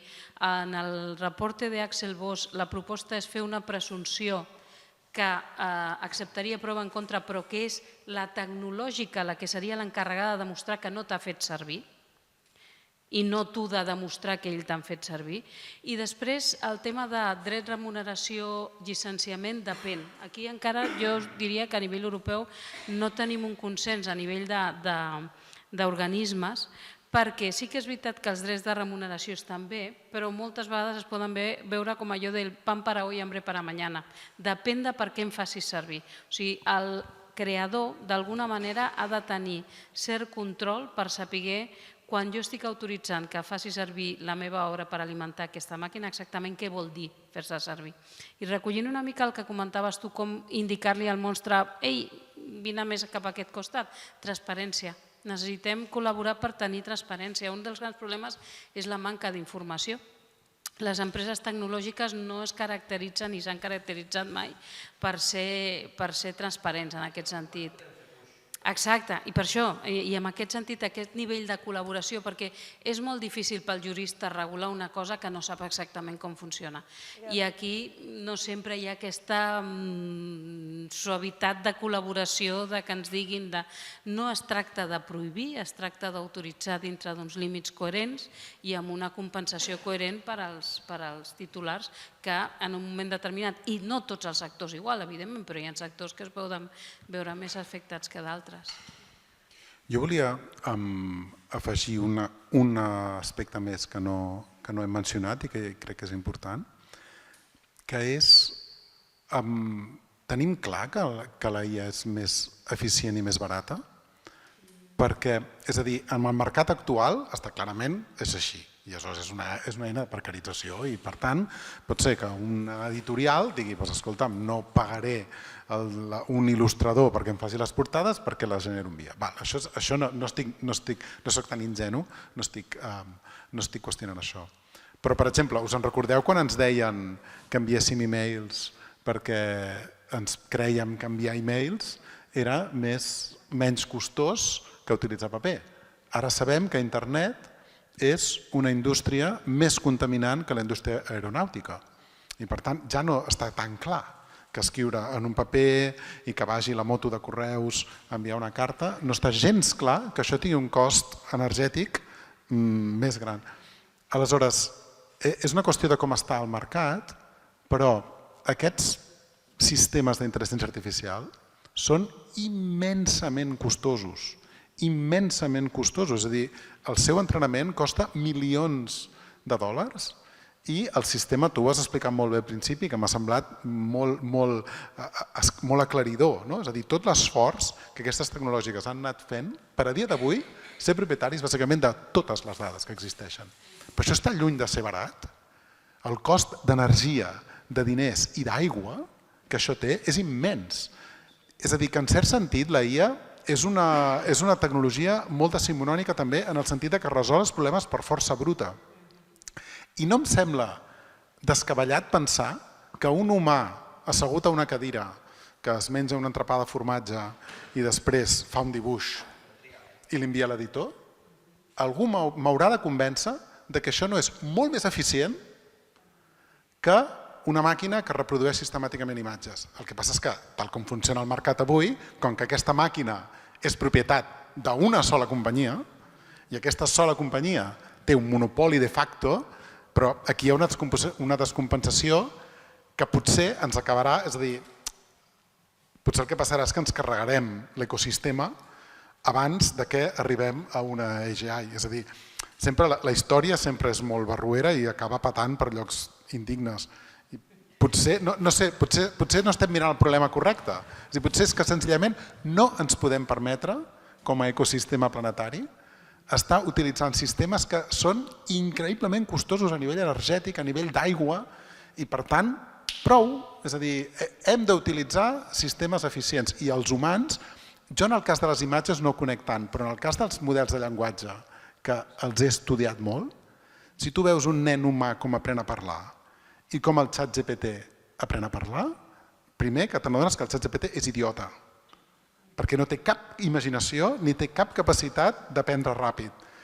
I després te n'adones que un humà és molt més eficient, amb una mica de llet, una mica de cornflakes, i fa unes coses... No, ho dic en sèrio, és a dir, que els humans som molt eficients i aquestes màquines no ho són. Ho són perquè estan inserides en un sistema econòmic absolutament abusiu i absolutament monopolístic, però que no anava a dir els hi surti, que no ens surti el tret per la culata i acabem per un desequilibri econòmic brutal confiant en uns sistemes que d'eficient no tenen res. Amb això, i a més aquesta visió ja comença cada cop més a sortir, i sobretot el concepte de dir estem gastant molts recursos medioambientals per enviar memes, que és el més trist del món que pot passar. Jo fa molt de temps que defenso la idea del consumidor responsable. El que passa és que la meva fe en la humanitat va per hores.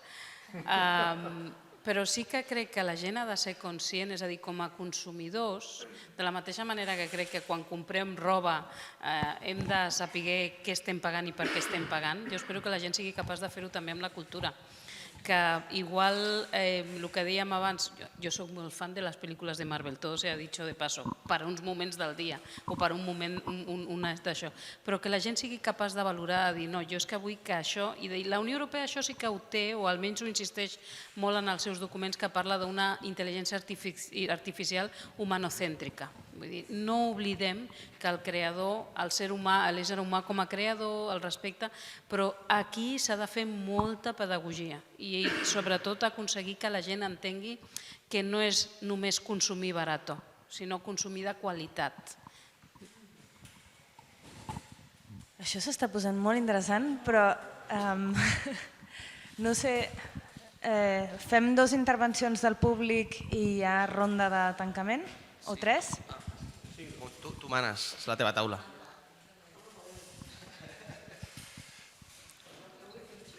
A veure, jo volia fer un comentari respecte a totes aquestes empreses tecnològiques que el que fan és tenir tota una sèrie de costos ocults i estem permetent que aquests costos d'aigua, d'energia, quedin ocults i per tant no tinguem la capacitat de reacció.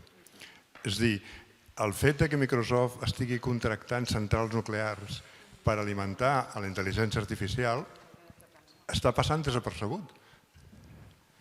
I en canvi estem tornant a una energia nuclear que diem que és molt econòmica, que no genera CO2, però que genera tota una sèrie de costos que ningú quantifica respecte als residus que tenen. Doncs ara farem el mateix. I el mateix que estem fent, hi ha un boom de data centers que s'estan creant a Espanya i tenim les rets d'energia saturades. Doncs Aragó està creant data centers d'una manera absolutament que són... O sigui, ningú ha dit quins són aquests costos i que, a més, com que no s'avaluen ni es deixen, tothom diu que té un cost molt econòmic. No és cert, hi ha una sèrie de costos que no s'incorporen. I si deixem que això sigui així, mai sabrem les dades i sempre es donaran dades trucades.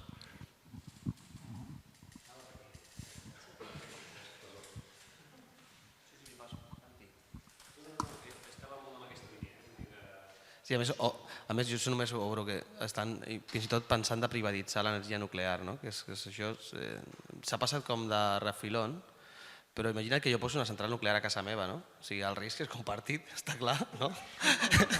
Vull dir... Sí, pero bueno, me divorciaría, pero estaba ya cerca. No, ¿alguna cosa més? Sí? Clar, i tant. Una recomanació. Els ministres suposo que són de cultura, no són d'educació, no?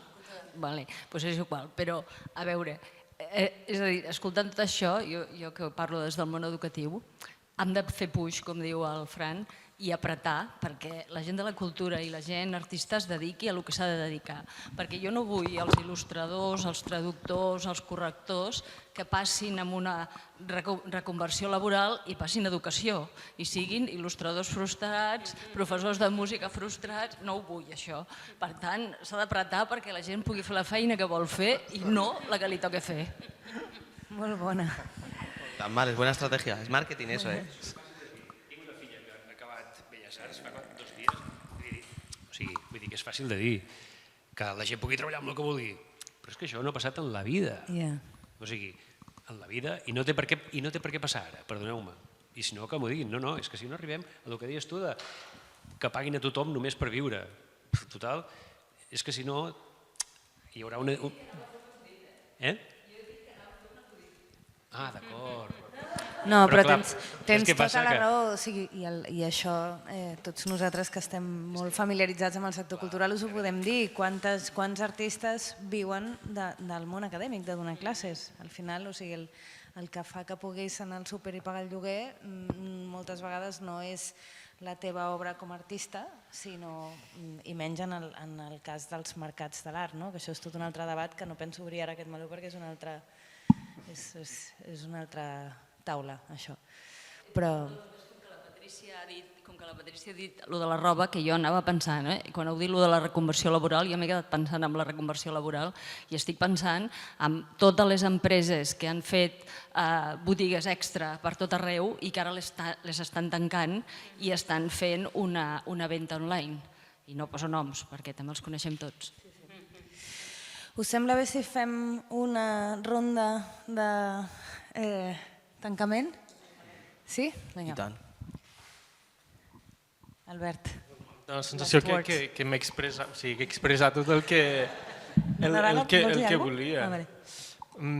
Jo també tinc dies molt optimistes, dies tremendament pessimistes, genuïnament.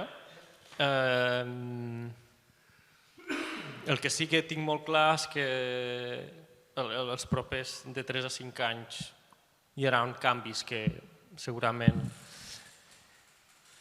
ens semblaran apoteòsics en comparació al que estem comentant avui, que trobarem solucions o formes d'afrontar-ho, evidentment, més que res perquè no hi ha cap altra alternativa i aquesta és la condició humana, però la forma en què tinc d'afrontar-ho és intentant ser molt obert, tremendament flexible i transparent tant amb la meva pràctica, amb el meu coneixement, amb la meva forma d'afrontar el que vindrà a nivell vital. És a dir, sé que m'hauré d'adaptar a les condicions que vindran els propers anys i que seran majoritàriament molt negatives. I així ja me quedo tan ample i... No, avui és un dia d'aquells, suposo que pessimistes. Per mi, la meva obsessió amb aquest tema i després d'haver sentit tantes idees és diversitat, diversitat, diversitat, diversitat, diversitat. És a dir, per defecte, sempre pensar que la concentració en unes poques mans és dolenta i que el que fa que un tomàquet sigui bo és que hagi crescut en un lloc concret, en un clima en concret i que estiguem tots menjant els mateixos tomàquets que no tenen gust de res, és alguna cosa profundament distòpica i profundament preocupant. I per alguna raó, en el món digital no apliquem aquest criteri. És a dir, si fem la comparació amb el món analògic que coneixem millor, és a dir, el món digital, no sé, amb el món del menjar mateix, no? Imagina que diguessis, no, a Europa no produïm menjar. només mengem menjar nord-americà i xinès. Algú acceptaria? Seria l'alarma social? Seria absoluta. En plan, no, menjar, no, els europeus no en fem d'això. El menjar tot és americà. Tot és americà i xinès. A Europa no existeix el menjar. Estic segur que hi hauria... El mercat digital és així. És a dir, evidentment que no, és a dir, hi ha coses de... És a dir, estic fent una fotografia una mica simplista, però no tant, És a dir... Sí, és a dir, és així, és a dir, n'hi ha, però són experimentals. Aleshores, què pensaríeu? Doncs el món digital és així. És a dir, la tecnologia digital europea no existeix. I tots fem servir sistemàticament tecnologia nord-americana i alguns friquis xinesa. Aleshores, no feu servir ChatGPT, feu el que vulgueu, evidentment, però feu servir alternatives i ja està, i com això amb tot. L'altre dia parlàvem amb un expert aquí, antropòleg també, un dels nostres gurus de referència, i deia que més que va molt amb això que has dit, que aquest invent que vam fer els europeus, que es diu colonialisme, que era comprar-li el cacau als africans i vendre-li la Nutella, és una màquina de fer esclaus, ho hem fet molt bé, funciona molt bé, però han après alguns i ara estem venent el cacau i sona raro que nosaltres que som els inventors, que tenim la propietat intel·lectual d'aquest sistema pervers, estem en la banda del cacau ara.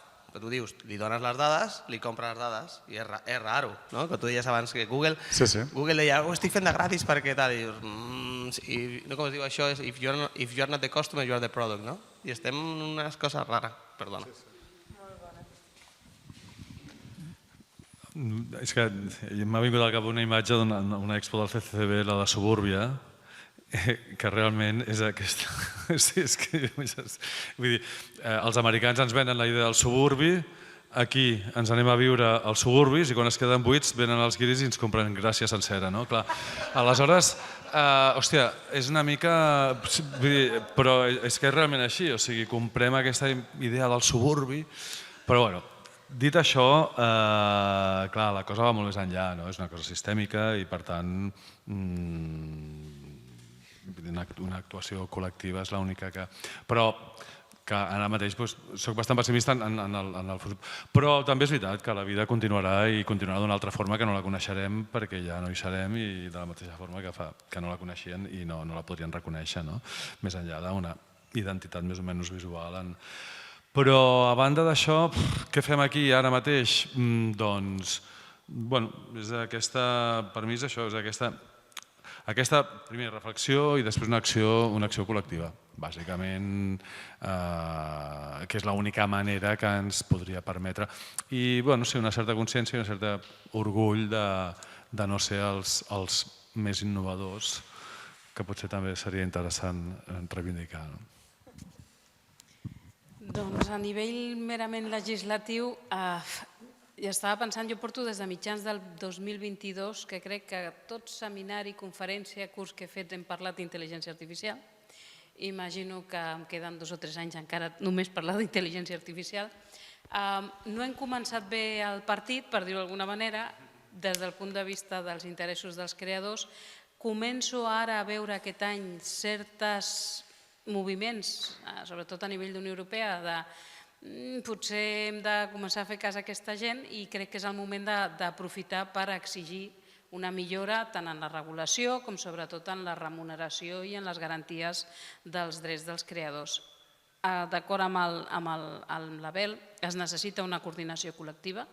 En aquest sentit sí que us puc donar la tranquil·litat que des d'un punt de vista d'organismes com EpoArtis, que EpoArtis és la federació d'entitats de gestió, en el nostre cas d'artistes, però després està IFRO, que és la dels autors i els editors, o sigui, totes estan molt alineades, treballant en la mateixa línia, i aprofitar aquest primer reconeixement oficial per part de la comissió de potser no ho hem fet del tot bé per començar a rectificar i obert sobretot a qualsevol tipus de col·laboració amb grups i amb sectors que coneixeu la tecnologia per poder créixer conjuntament i arribar a solucions conjuntes.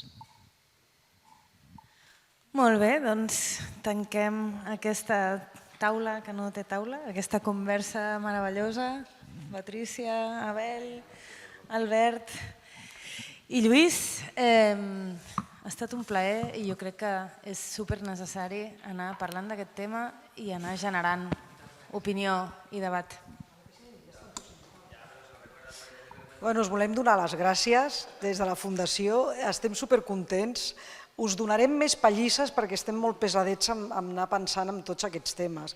Jo em poso molt en la banda de l'Albert, és a dir, si em poso el barret de creativa o d'haver treballat amb aquests creatius de la Fura, jo me'n recordo que també quan vam posar el primer vídeo en una obra teatral se'ns van tirar a sobre perquè ens estaven carregant les escenografies. Què és això d'una escenografia virtual? Quan vam fer la primera obra per videoconferència l'any 96, també era, però què és això? Jo també, és una eina. I per nosaltres ara portem 15 dies amb el workshop aquest que us hem convidat a tots, que fem al final avui, i portem 15 dies treballant amb el Centre de Visió per Computació amb diferents CIAs. I clar, la veritat és que estem barrejant artistes i científics i els artistes és esto se nos va a comer i ara ja s'ho estan passant superbé quan tenim gent que els expliquen com la poden fer servir i, per exemple, estan fent uns audiovisuals de l'hòstia i estan pensant que la poden, ens hem de donar la volta i continuar creant, ja està. I no flagelar-nos, jo estic amb tu. I soy de letras, però això no vol dir que sigui de lletres.